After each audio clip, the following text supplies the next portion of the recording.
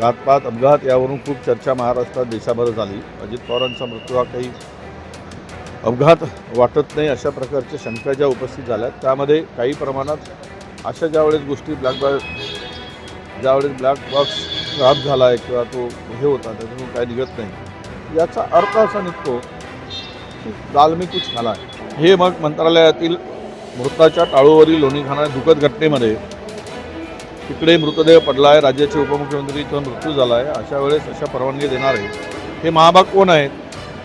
अशा महाभागांना शोधून कारवाई केली पाहिजे.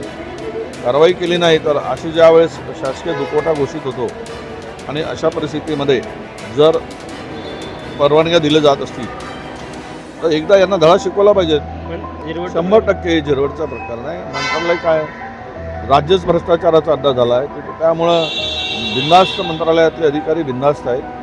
एकदम त्यांची डेअरिंग वाढलेली आहे. विधानसभेमध्ये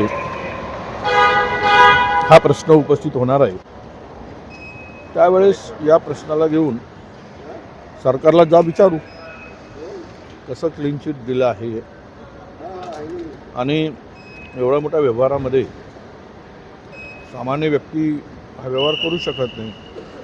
त्याला मोठमोठ्यांचा बरदस्त होता, आशीर्वाद होता, त्यामुळे घडलेला प्रकार आहे.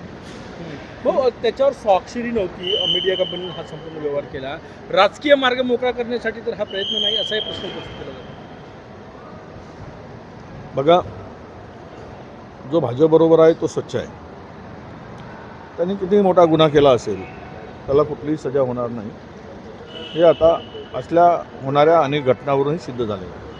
अजित पवार यांचा जो अपघात झाला त्यातला ब्लॅक बॉक्स खराब झाल्याची माहिती आहे. रोहित पवार यांनी काही दिवसापूर्वी शंका उपस्थित केली असं ते म्हटले. नाही, यामध्ये तर आहेच नक्की.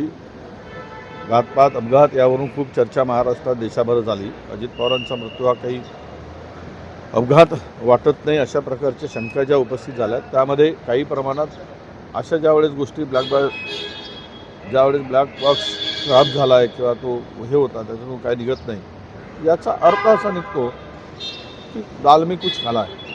भाऊ, सुनेत्रा पवार यांना राष्ट्रीय अध्यक्ष केलं जातं राष्ट्रपतीचं. एक महिला म्हणून त्यांनाही नेतृत्व येतं. कशा प्रकारे बघतात? हा नाही, तो पक्षाचा निर्णय आहे. कोणाला अध्यक्ष नेमावा, कोणाला काय करावं त्या पक्षाचा निर्णय आहे.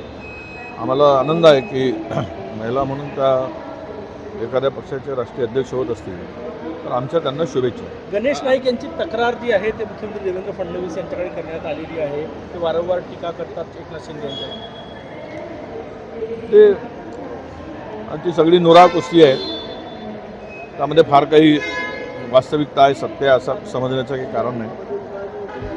पण एकनाथ शिंदेवर भाजपा काही शिलेदार तयार करत आहे त्यांना अडचणीत आणण्यासाठी. हा एक त्यातून मला या सगळ्या घटनावरून मला दिसत आहे. अल्पसंख्याक आयोगाच्या काही शाळा होत्या, त्यांना परवानगी देण्यात आली होती. खरं तर दुखवटा होता त्या काळामध्ये आणि शासकीय दुखवटा असताना अजित पवार यांच्यानंतर अधिकाऱ्यांनी परवानगी नसतानाही अल्पसंख्याक शाळांना परवानगी दिली. हे मग मंत्रालयातील मृताच्या टाळूवरील लोणी खाणाऱ्या दुःखद घटनेमध्ये तिकडे मृतदेह पडला आहे, राज्याचे उपमुख्यमंत्रीचा मृत्यू झाला आहे. अशा वेळेस अशा परवानगी देणारे हे महाभाग कोण आहेत? अशा महाभागांना शोधून कारवाई केली पाहिजे. कारवाई केली नाही तर अशी ज्यावेळेस शासकीय दुखवटा घोषित होतो आणि अशा परिस्थितीमध्ये जर परवानग्या दिल्या जात असतील तर एकदा यांना धडा शिकवला पाहिजे.